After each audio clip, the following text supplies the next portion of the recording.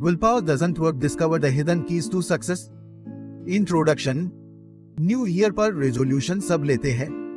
हर कोई नए साल की शुरुआत में कुछ ना कुछ प्रॉमिस करता है।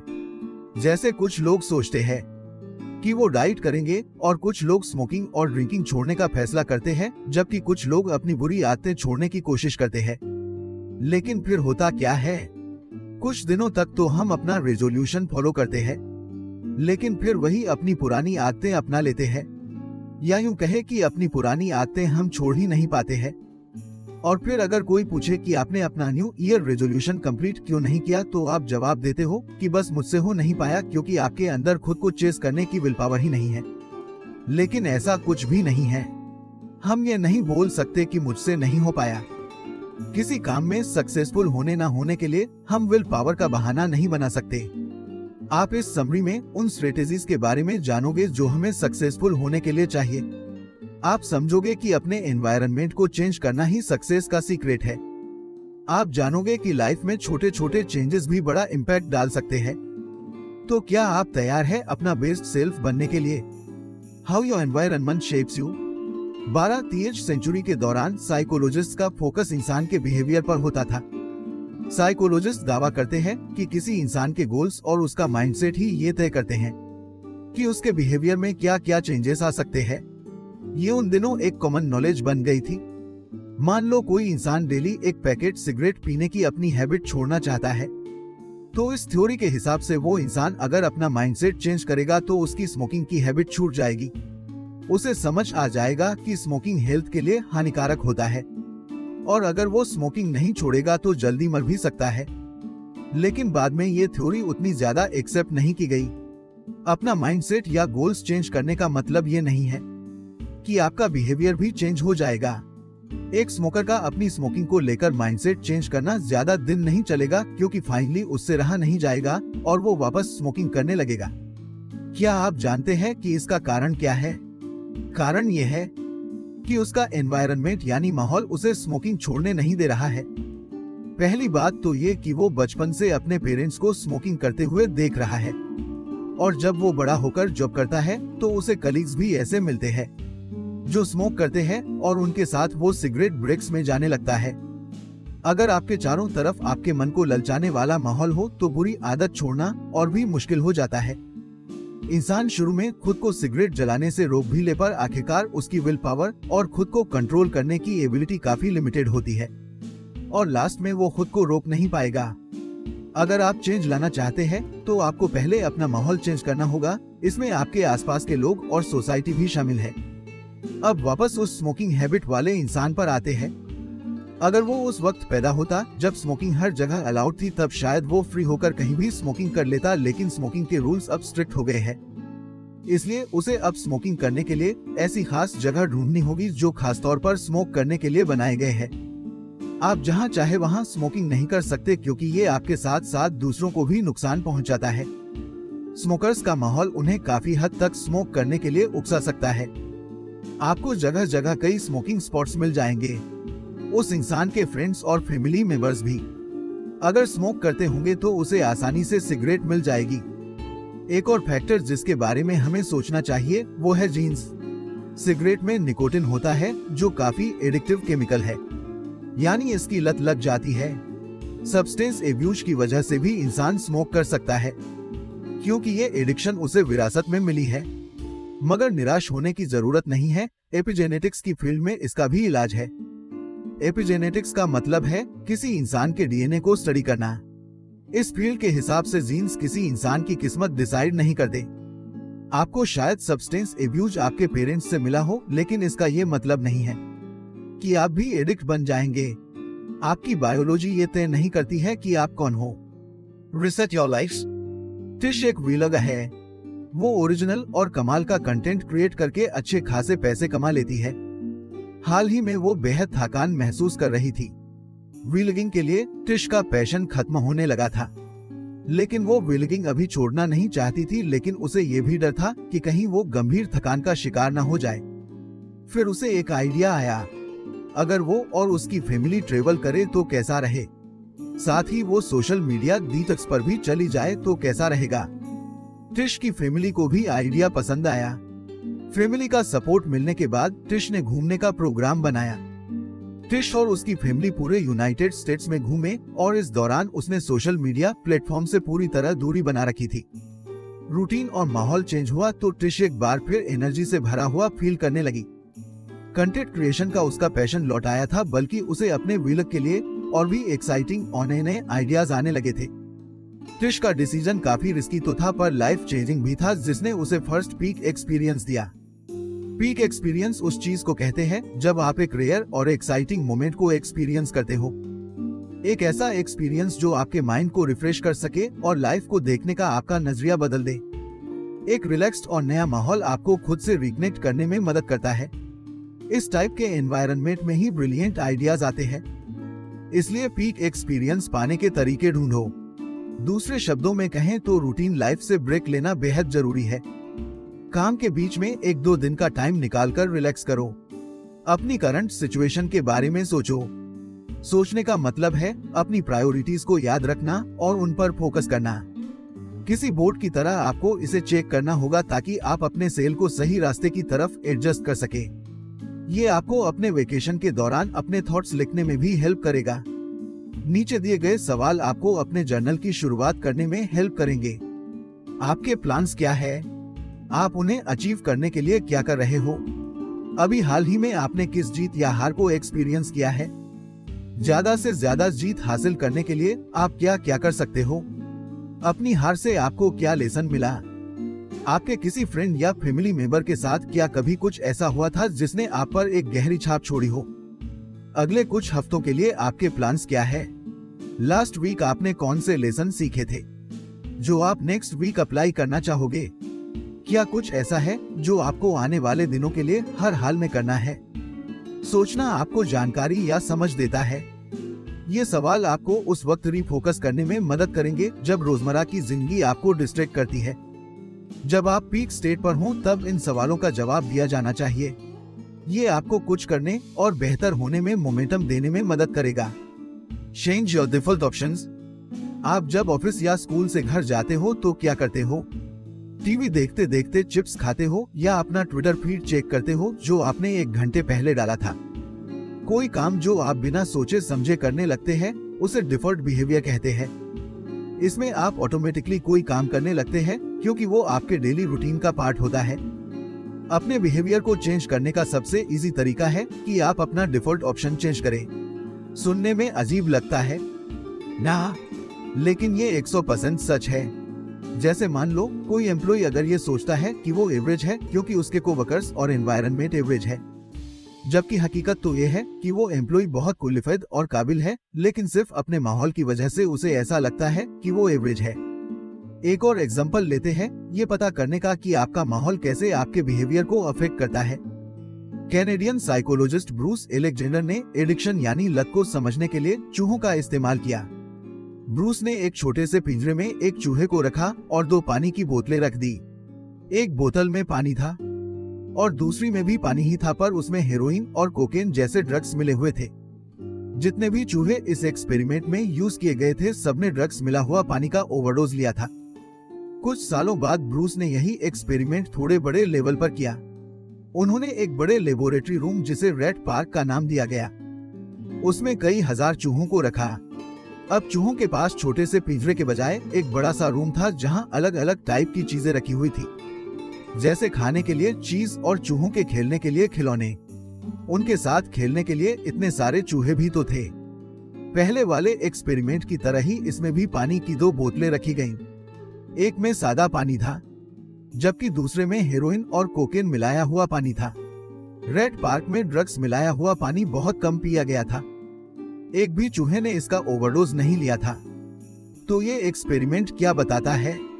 यही कि आपका माहौल आपके बिहेवियर को ट्रिगर करता है। आपको भी अगर किसी रूम में अकेला छोड़ दिया जाए जहां सिर्फ ड्रग के अलावा और कुछ भी ना हो तो आप भी ड्रग्स जरूर लेंगे। आप जितना किसी बिहेवियर को रिपीट करते हैं उतना ही वो आपके लिए छोड़ना मुश्किल होगा और आपको उसकी इतनी ज्यादा लत लग जाएगी कि आपके लिए उसे छोड़ पाना मुश्किल हो जाएगा। फिर वो आपके लिए सांस लेने जैसा हो जाएगा। एक और एग्जांपल से समझते हैं कि आपका माहौल कैसे आपको ट्रिगर करता है। एक स्मोकर अपनी कंपनी का एंट्रेंस देखता है जहां वो काम करता है। एंट्रेंस देखते ही उसे सिगरेट सुलगाने की तलब हो जाती है। तो अब ये स्मोकर खुद को इस ट्रिगर से कैसे बचा सकता है, और वो भी तब जब उसे बिल्डिंग में अंदर जाने के लिए उसी से होकर गुजरना होगा। अब फिर से हम आपको याद दिला दें कि किसी बिहेवियर को चेंज करने का सबसे इजी तरीका है अपने डिफॉल्ट ऑप्शन को चेंज करना। उस आदमी का डिफॉल्ट ऑप्शन है एंट्रेंस के जरिए बिल्डिंग के अंदर जाना, लेकिन एंट्रेंस देखते ही वो सिगरेट सुलगा लेता है। लेकिन वो अगर किसी और दरवाजे से बिल्डिंग में जाए तो शायद वो खुद को ट्रिगर होने से रोक सके। अपने अनचाहे बिहेवियर और उन फैक्टर्स के बारे में सोचिए जो उन्हें ट्रिगर करते हैं। क्या आपको आधी रात को भूख लगती है? क्या आप खाने के बाद हमेशा मीठा खाते हैं? क्या आपको अपने नाखून चबाने की हैबिट है? शायद आपने भी दूसरे लोगों की तरह उनमें बड़े बड़े बदलाव लाने की कोशिश की होगी, लेकिन एक छोटा सा चेंज ज्यादा इम्पैक्ट डालता है। इसलिए छोटे बदलावों से शुरुआत करें, क्योंकि आप रातों रात उन आदतों को नहीं बदल सकते जो कई सालों से आपके अंदर बैठी हुई है। तो अगली बार जब आधी रात को आपको भूख लगे तो मिडनाइट स्नैक्स खाने के लिए अपने उल्टे हाथ का इस्तेमाल कीजिए। मतलब अगर आप राइट हैंड हैं तो लेफ्ट हाथ यूज कीजिए, और अगर लेफ्ट हैंड हैं तो राइट हाथ यूज कीजिए। कुछ मीठा खाने का मन करे तो पहले 5 मिनट का ब्रेक लीजिए। अगर आपको अपने नाखून चबाने का मन करे तो हर उंगली के बीच पॉज लीजिए और सोचिए क्या ये सही है। यहाँ आपका गोल है उस बिहेवियर को भूलना जो आपने अनकॉन्शियसली डेवलप कर ली है। जब आप अपना रूटीन में पॉज लेते हैं या उसमें रुकावट डालते हैं तो आपको अपने बिहेवियर के बारे में सोचने को का मौका मिलेगा। डेली छोटे बदलावों को रिपीट करने से आप नई आदतें डेवलप कर पाएंगे। Grow into your goals. John Burke एक पियानो प्लेयर है। उन्हें बेस्ट न्यू एज एल्बम के लिए ग्रैमी अवार्ड के लिए भी नॉमिनेट किया गया था। इस एल्बम में एक गाना था अर्थ ब्रेकर। इस गाने की इंस्पिरेशन उन्हें उन एक्सपीरियंसेस और फीलिंग्स से मिली थी जो भूकंप के वक्त इंसान को होती है। अर्थ ब्रेकर बेहद फास्ट और अपबीट सॉन्ग है, और हैरानी की बात यह थी कि जॉन ने ये गाना कंपोज तो कर लिया था पर वो इसे प्ले नहीं कर पाए। वो श्योर नहीं थे कि उनमें इतना कॉम्प्लेक्स गाना प्ले करने की स्किल है या है। जॉन अपने सारे गानों को इसी तरह ट्रीट किया करते थे क्योंकि वो प्रेशर में ज्यादा अच्छा काम करते थे। वो खुद को पुश किया करते थे ऐसे चैलेंजिंग गाने प्ले करने के लिए। जॉन अर्थ ब्रेकर को तब तक प्ले करते रहे जब तक कि उन्हें यकीन नहीं हो गया कि वो अब इसे परफेक्टली बजा सकते हैं। जो प्रेशर अंदर से आता है वो जॉन में मौजूद था। उन्हें कुछ साबित करना था, लेकिन ये प्रेशर एक्सटर्नल यानी बाहरी फैक्टर्स से भी आता है, जैसे फैंस और क्रिटिक्स। जॉन ने पब्लिकली अनाउंस किया था कि वो एक नया एल्बम क्रिएट करेंगे ताकि इसे लिखने के लिए वो प्रेशर में आ सके। उन्होंने सोशल मीडिया पर अपने गोल के बारे में लिखा और एक म्यूजिक स्टूडियो में प्रैक्टिस करने के लिए स्लॉट रिजर्व कर लिया ताकि अब उन्हें पीछे हटने का कोई बहाना न मिल सके। सबसे इम्पोर्टेंट बात तो ये थी कि ऐसा करना खुद से और औरों से एक उम्मीद बांध देता है।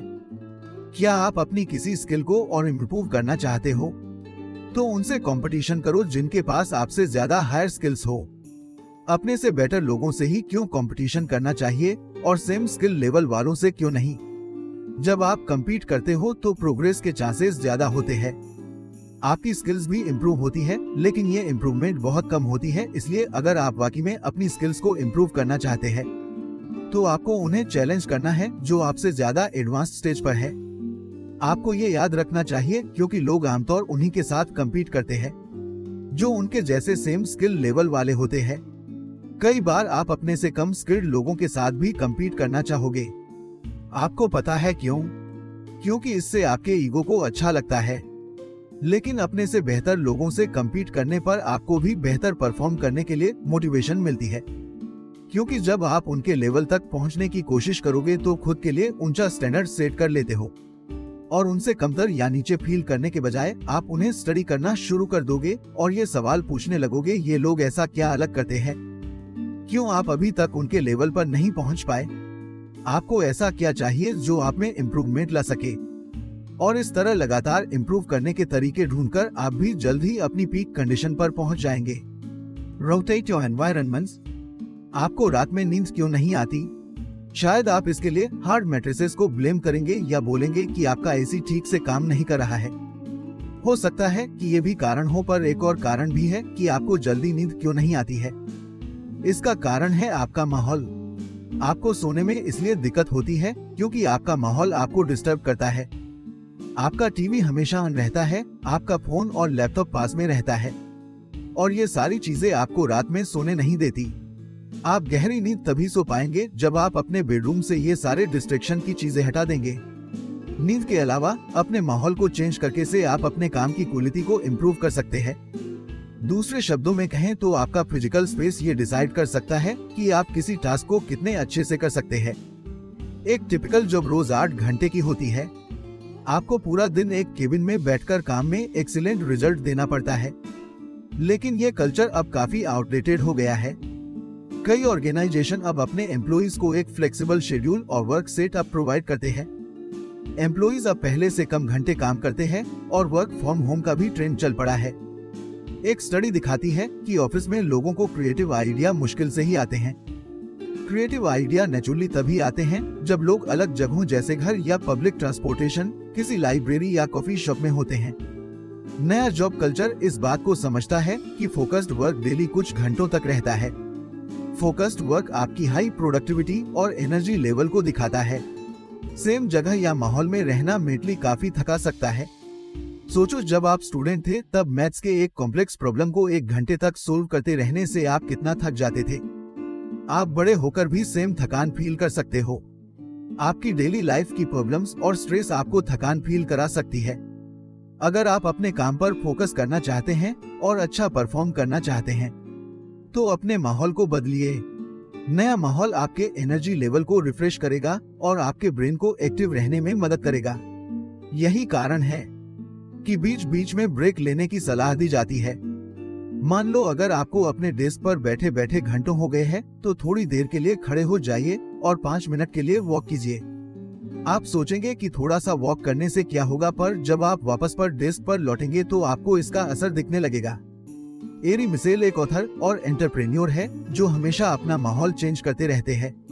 वो जानते हैं कि उनकी मेंटल स्टेट उनके माहौल की वजह से कितनी ज्यादा अफेक्टेड होती है।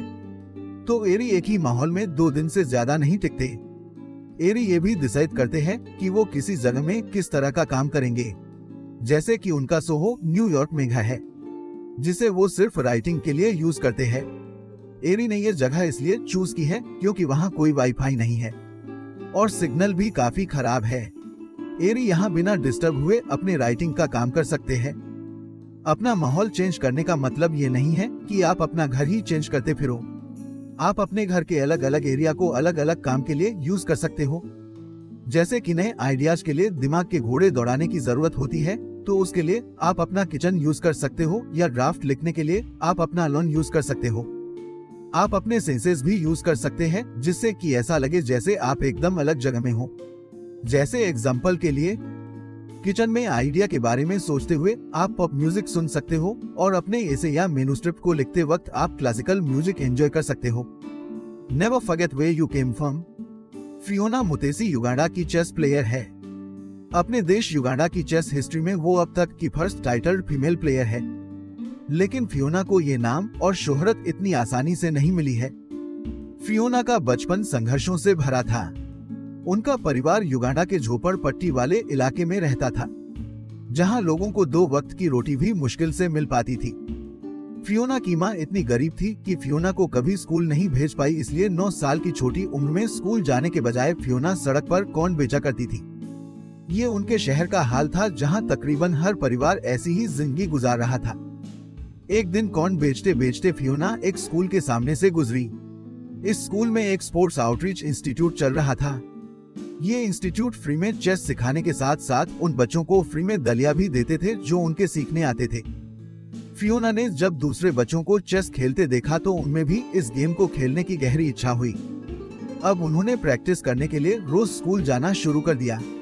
कई महीने गुजर गए। फियोना अब तक काफी अच्छा चेस खेलने लगी थी। वो इस हद तक एक्सपर्ट हो गई थी कि अपने से बड़े बच्चों को हराने लगी थी। फियोना ने चेस में कई कंपटीशन जीते और हर जीत के साथ उनकी स्किल्स भी इम्प्रूव होती चली गई। इसी के साथ फियोना की लाइफ में भी कई बदलाव आए, जैसे कि वो अपने गरीब शहर को छोड़कर एक बड़े शहर में आ बसी थी और उन्हें 3 वक्त भरपेट खाना मिलता था और पहनने को अच्छे कपड़े भी। फियोना जिस तंगी और गरीबी के माहौल में पली बड़ी थी उससे वो बाहर निकल आई थी, लेकिन फियोना की मां इन सबसे खुश नहीं थी। उन्हें लगता था कि चेस की वजह से फियोना का दिमाग खराब हो गया है। लेकिन फियोना का दिमाग बिल्कुल खराब नहीं हुआ था, बल्कि उन्होंने अपने लिए बेहतर माहौल क्रिएट कर लिया था जहां वो चेस में नए रिकॉर्ड सेट कर सकती थी। आज भले ही फियोना ने पैसा और शोहरत कमा लिया है, लेकिन वो अपने जड़ें कभी नहीं भूली। फियोना ने खुद को और अपनी माँ को गरीबी से बाहर निकाला। वो गरीबी में पैदा जरूर हुई थी, पर गरीबी भी फियोना को अपने सपने पूरे करने से नहीं रोक पाई। क्या आप जानते हैं कि साइंटिफिकली ये साबित हुआ है कि परिवार में जो प्यार और जुड़ाव होता है वो हमारी सक्सेस पर गहरा असर डालता है। साइकोलॉजिस्ट मार्शल ड्यूक और डॉक्टर रॉबिन फिबुश ने एक स्टडी से इस बात को साबित किया है।